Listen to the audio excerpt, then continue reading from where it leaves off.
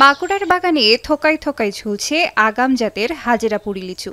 জেলায় অন্তত ৭০% লিচু উৎপাদন হয় হাজীপুর, মিঠাপুর, খালিমপুর, কাঞ্চনপুর সহ ৪০টি গ্রামে।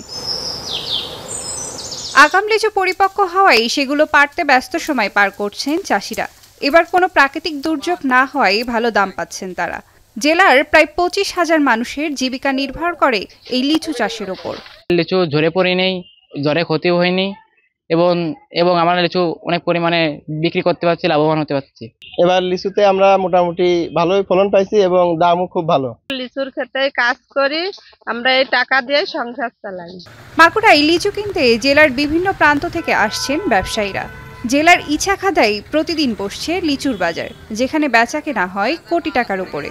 এখানে ভালো ভালো মানের লিচু পাওয়া যাচ্ছে। এই মাগুরা ইছাখাদার এই লিচুটা আগাম পাকে, এই আগাম পাকার কারণে আমরা এই জায়গা আগে আসি। মাগুরা লিচু উন্নত মানের, এর জন্য আমরা আগে আসছি।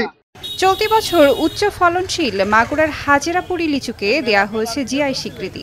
লিচুর ভালো ফলন পেতে কৃষকদের মাঠ পর্যায়ে প্রশিক্ষণ ও পরামর্শ দেয়া হচ্ছে বলে জানান কৃষি বিভাগের কর্মকর্তা। ইতিমধ্যে আমরা হাজারীপুরি লিচুকে জিআই পণ্য হিসাবে আমরা স্বীকৃতি পেয়েছি। আমরা কৃষকদের লিচুর একটা কাঙ্ক্ষিত ভালো ফলন পাই, সেক্ষেত্রে আমরা কৃষি বিভাগ থেকে আমাদের মাঠ পর্যায়ে যে উপসহকারী কৃষি কর্মকর্তারা আছে তাদের মাধ্যমে কৃষকদেরকে আমরা লাগাতার পরামর্শ দিয়েছি। জেলার ৬৬৯ হেক্টর জমিতে লিচু বাগান রয়েছে ১,৮৫০টি। আবহাওয়া অনুকূলে থাকায় এবার অন্তত ৬০ কোটি টাকার লিচু বিক্রি হবে বলে প্রত্যাশা করছেন বাগান মালিকরা।